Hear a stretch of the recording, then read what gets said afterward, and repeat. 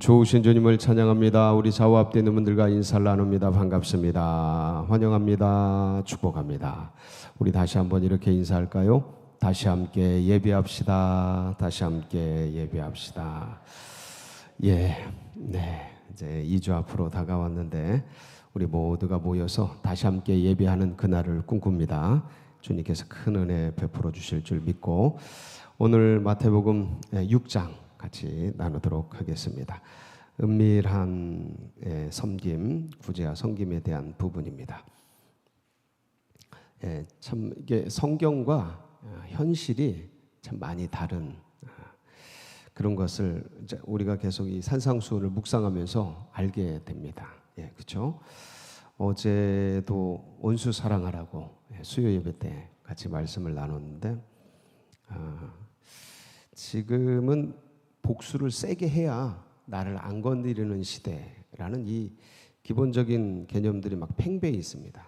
그래서 되로 받으면 뭐로 갚아야 돼요? 말로 갚아야 돼.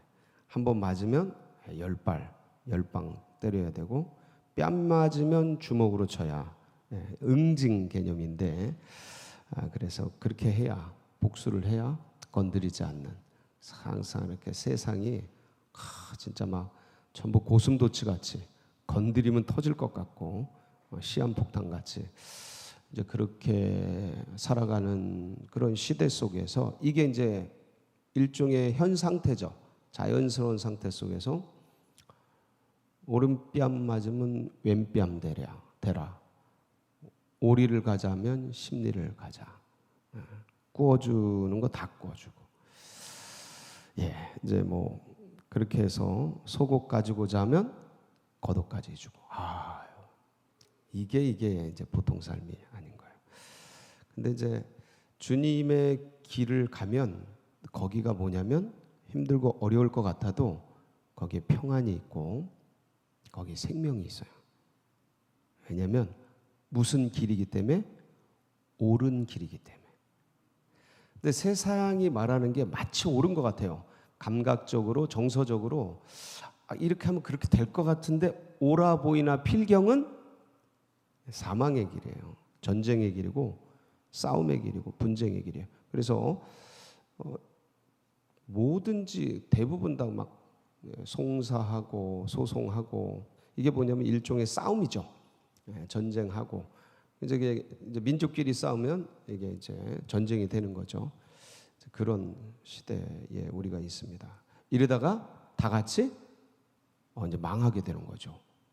이러다가 이제 핵단추 누르면 이제 서로 안 죽으려고 이제 나만 죽냐 너도 죽자 그러고 이제 서로 누르면 다 같이 죽는데 그러니까 주님이 왜 십자가를 택하셨는지를 그러니까 전쟁을 택하시지 않고 주님이 천군 천사 12영이나 되는 권세자들이 있지 않습니까? 그러니까 전쟁을 택하지 않으시고 강력한 힘, 강력한 통치력, 아주 그냥 눈 하나, 머리 하나 못 들도록 강력하게 할 수 있으신 분인데 그렇게 안 하시고 왜 십자가를 택했는가, 고난을 택했는가를 이제 우리가 알 수 있는 대목이에요. 힘으로 누르면 인격적으로 숙이지 않습니다. 그러니까 눌려 있는 거지 힘이 없어서 움츠러 있는 거지 거기서 뭐 하고 있어요? 칼 갈고 있어요. 칼 갈고 있어요. 쓱쓱쓱 때만 대라. 등에서 칼 꽂아주마. 그러면서 쓱쓱 칼 갈고 있어요. 그러면 이게 평화 상태입니까? 전쟁 상태입니까? 그게 전쟁 상태예요. 보이지 않는. 근데 참 이게 힘든데 주님의 길이 쉽다고는 말씀 못 드립니다. 힘든데 그걸 받아내고 품어내고 주님은 우리의 모든 죄를 다 받아내시고 품어내셨으니까 우리는 그냥 조금 그 사람이 내뿜는 그거 조금 받아내고 그걸 내가 받아준다 이게 아니고 주님이 날 받으셨으니까 나도 좀 받자. 그러니까 내가 오르니까 내가 받는 게 잘났다 이렇게 생각하면 그거 나중에 또 터집니다. 그것도 터져요. 그래서 주님이 날 받으셨으니까 나도 좀 받자. 그래서 받아내고 품어내면 내 인격이 깊어지고, 그리고 이제 상대방도 그걸 알아요. 사랑이고 그게 배려고 섬김이라는 걸 압니다. 거기서 뭐가 오냐면 평화가 와요. 그 지점에서. 근데 누르면 수그려서 평화가 온 것 같지만 칼 갈고 있다니까요. 그래서 그건 전쟁, 보이지 않는 전쟁 상태이기 때문에 주님이 십자가를 택하신 거다. 사실 오늘 말씀도 그 말씀과 이제 연장이 되는 거예요. 그래서 너희 의를 누구에게 보이지 말게 해라? 사람에게 보이지 말게 해라. 너희 의를 하나님께 보여라. 너희 구제를 사람이 보게 하기 위해서 하지 말아라. 누가 보시도록? 하나님이 보시도록 은밀하게 행해라. 요 말씀이에요. 자, 근데 여기는 이 시대와 맞지 않는 게 있어요. 그리고 이제 영적으로 메시지 주시는 게 있는데, 시대와 맞지 않는 건 뭐냐면, 이 시대는 어떤 시대예요? 피할 시대. 정확하죠? 나를 드러내고 내가 얼마나 옳은가, 내가 여기 존재하고 있고, 내가 여기 죽지 않고 살아있고, 내가 얼마나 좋은 일을 많이 하고 착한 일을 많이 하는지, 그래서 세상에 내가 얼마나 유익이 되고 너희들에게 얼마나 도움이 되는지를 알려야만 하는 그런 시대에 살고 있어요. 안 알리면 아무리 좋은 일을 많이 해도 몰라줘요. 그리고 사탄이, 이게 사탄이라고 해야 될까, 이 공중권세 잡은 세상 신들이 어떻게 이렇게 조직을 해놨냐면, 기독교인들이 좋은 일을 아무리 많이 해도, 어떤 사람들이 어떤 착한 일을 많이 하고 세상에 유익된 일을 많이 해도 그것들은 드러나지 않게 하고, 정말 말 같지도 않고, 정말 돌아보면 뜯어보면 그 삶의 역사를 뜯어보면 정말 이건 뭐 하여간 차반 같은 그런 삶을 살았을지라도 몇 가지 잘한 걸 가지고 팍팍 그냥 띄워주고 광고하고 이렇게 해서 마치 의인처럼 뛰어난 사람처럼 그렇게 시스템을, 여론과 모든 매스미디어를 동원해서 움직여가면서 하여간 진짜 옳은 사람들, 기독교가 얼마나 좋은 일을 많이 하는데 그런 것들은 그냥 땅바닥에 묻어서, 아니 묻는 정도가 아니고 나쁜 놈으로 만들어가고, 여기는 진짜 비교하면 말도 안 되는 그런 수준의 윤리와 도덕과 이 어떤 개념을 가지고 있는 존재인데, 어떤 단체인데 그냥 사정없이 띄워서 모든 사람이 여긴 X, 여긴 O, 이런 시대라. 여기서 우리는 과연 어떻게 해야 될까? 그러면 이 부분에 있어서는 영적으로는 이 부분을 우리가 이제 받는데 전략적이고 선교 차원의 그런 차원에서는 좀 다른 접근이 필요하다. 여러분, 전도 왜 하십니까? 전도 뭐 하는 거예요? 알리는 거잖아요. 이것도 뭐예요? PR이지 않습니까? 누구 PR이요? 예수님 PR. 그러니까 이렇게 구조적으로 시스템적으로 뭔가, 그러니까 적들의 전략, 세상신의 전략이 이렇다면 우리는 이 부분에 있어서 뭔가 기존 전통적인 사고, 그냥 착한 일을 꾸준히 하고 그냥 잘 섬겨가면은 나중에 다 드러나고 알지, 드러나지 않고 모르고 그냥 죽는 사람도 많고요. 그렇게 사라지는 교회도 많고, 그렇게 없어지는 공동체도 수두룩 빽빽해요. 하나님이 알아주시면 되지. 오케이. 그러니까 알려도 안 알려도 우리는 하나님이 알아주셔요. 그러니까 지금 제가 말씀드리는 것은 이 구조적으로 무너진 세상 속에서 과연 이 전통적 이 개념 속에서 그냥 가는 게 전략적인가를 묻는 겁니다. 그러니까 이게 효율적인가를 묻는 거예요. 이게 어떤 제가 이제 영적인 교회에 대한 얘기지만 이거를 좀 더 기업적인 경영적인 측면에서 비유를 하자면 이게 과연 효율성이 있는가? 지금 현실적으로 장기적으로 봤을 때 어떤 면이 효율성이 있는가를 따진다면 우리가 진짜 뱀같이 지혜로울 전략적일 필요가 있다 없다? 있다. 꼭 기억하세요. 전략적으로, 이거는 선교적으로 이 소리예요. 그러니까 선교적 차원에서 전략적으로. 그래서 우리 선배들을 보면 학교 고아원 뭐 이런 걸 통해서 그다음에 그 정치권이나 어떤 재정적인 어떤 부분을 가지고 있는 사람들에게 이거를 전략적으로 잘 알립니다. 그래서 지금 NGO 단체나 월드비전이나 이런데 얼마나 좋은 일을 많이 하고 있는지를 알려요. 모르게 합니까? 알게 합니까? 모르게 하면 신뢰성이 떨어져서 같은 기독교인인데도 안 도와요. 뭐 하고 있는지를 모르니까 안 도와. 그러니까 알려요, 안 알려요? 얼마나 더 많이 좋은 일을 많이 했는지 알리려고 몸부림을 칩니다. 모르면 안 도우니까. 기독교인끼리 모르면 안 도와요. 그러니까 어떻게든 알리려고 그래.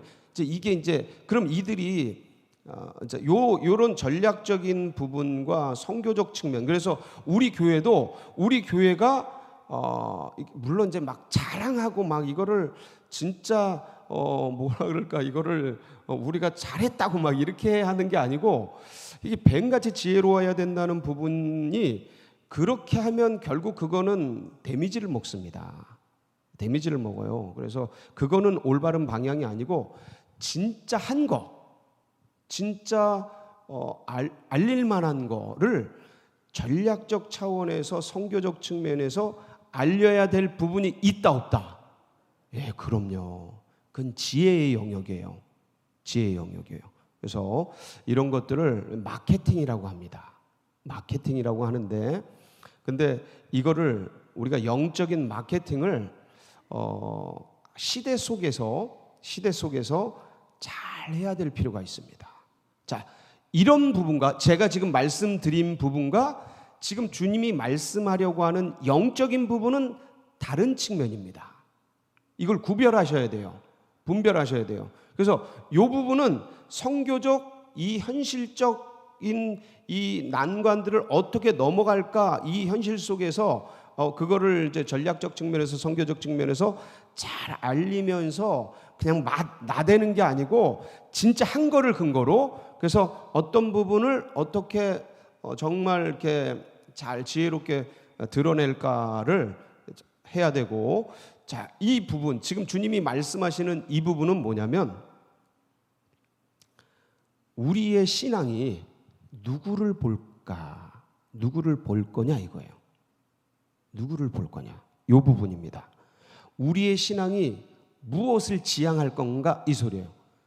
우리가 사람을 지향할 건가? 하나님을 지향할 건가? 요 얘기입니다. 근데 이 얘기가 당연히 주님, 목사님, 당연히 하나님 지향하죠. 결코 그게 쉬운 일이 아닙니다. 태초부터 종말까지 제가 여러분에게 누누이 말씀드렸던 인간의 3대 죄악, 태어나서 죽을 때까지 끝까지 싸워야 되는 인간의 3대 죄악에 대해서 얘기를 한 바가 있습니다.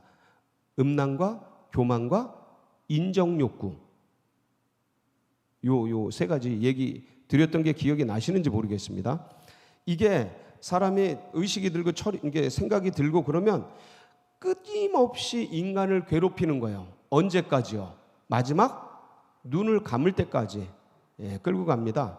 그래서 음란은 나이가 좀 들어가면서 그래도 서서히 거치는 것 같아요. 그래도 하여간 끝까지 갑니다. 근데 교만도 어떤 면에서는 뭐 세월이 가고 이제 연세가 뭐 7, 80 지나가고 막 이러면 이게 좀 조금씩 사그라드나요? 어떠셔요? 이게 아직 50대까지는 이게 아직 더 이게 막 발산되는 것 같아요. 내 잘났다, 네 잘났다 이러는 것 같은데 어떻게 좀 여기 어르신들이 계시는데 60, 70, 80대 가면은 어떻게 좀 수그러드는 것 같습니까? 어떤 것 같습니까? 음란은 확실히 수그러들어요. 약해져요.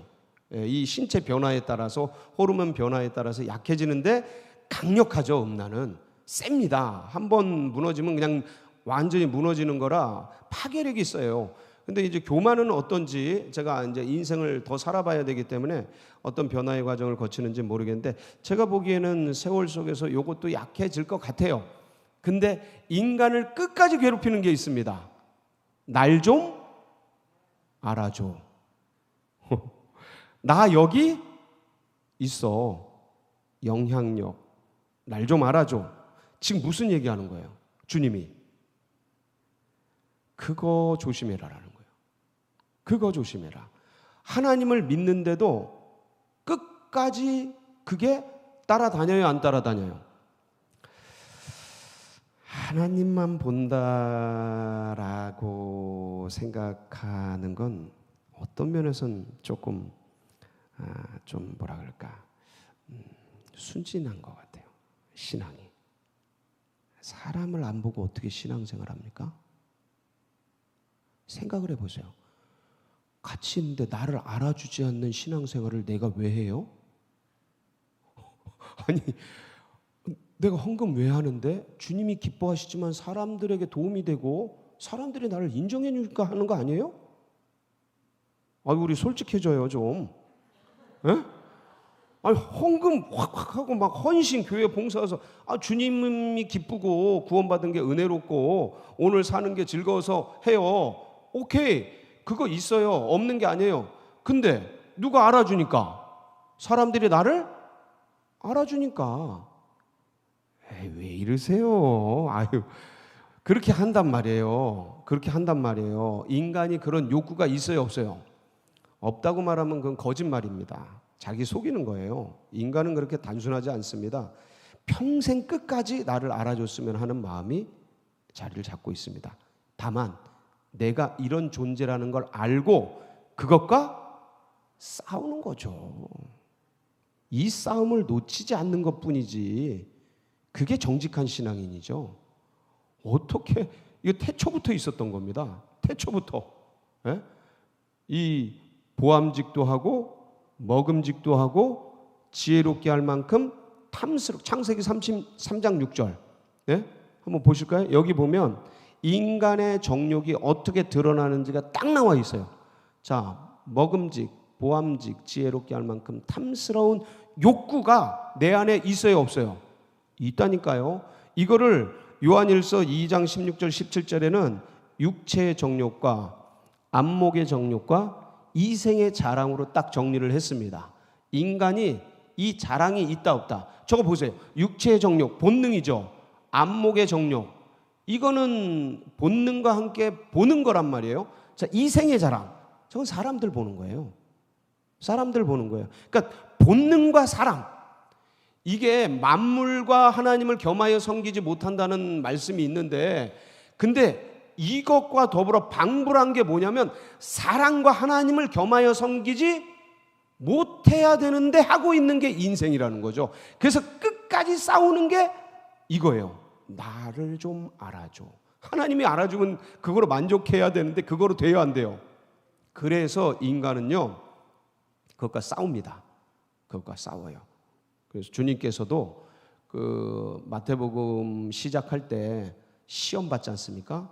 그래서 돌을 떡으로 만들어. 육체잖아요. 육체. 근데 성전에서 뛰어내려라. 사람들이 허영심을 자극하는 건데 이건 뭐냐면 사람들을 보게 만드는 거예요.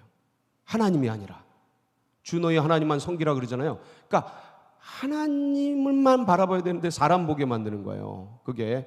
그래서 천하 영광, 만국의 영광을 보여주면서 이렇게 엎드려 절해라 하는데 하나님 신앙해야 되는데 그게 아니고 이 천하 만국의 영광을 가지고 내가 다른 사람들보다 좀 더 낫다, 우월하다 이거 알리려는데 인간의 인식이 이 사고의 근원 속에 아주 뿌리 깊게 자리 잡고 있습니다. 그래서 어떤 면에서는 이걸 자아라고 하는데, 이 자아의 존재가 사람에게 영향과 사람이 봐주는 것에 의해서 존재한다라고 말할 만큼 강력한 거예요. 근데 그거를, 신앙이라는 것은 사람들이 나를 봐줌으로 나의 존재가 있다라는 것을 하나님이 나를 봐서 내가 존재한다라는 거로 전환되는 이 시간을 갖는 것을 성화라고 말할 수도 있을 정도예요. 그러니까 나 중심에서 누구 중심으로? 하나님 중심으로. 나 중심이라는 건 사람들이 보는 나예요. 거기서 하나님이 보는 나로 전환되는 과정을 성화, 믿음의 성장이라고 말씀드릴 수 있을 정도로 인간을 바라보는 이 사람의 이 본능은 매우 강력합니다. 그래서 오늘 동일하게 이제 구제에 있어서도, 그리고 의를, 옳은 일을 행함에 있어서도 뭐만 봐라? 주님만 봐라. 주님만 봐라. 사람 보면 안 되는 이유가 뭘까요? 사람 보면 나의 모든 행위가 하나님께 아니라 사람에게 영광 돌리기 위해서 합니다. 그래도 상이 있을까요, 없을까요? 사람 봐도 상이 있을까요, 없을까요? 상이 있어요. 근데 땅에서 다 받고 끝나요. 하늘 가면 하늘에서 받을 게 없어요.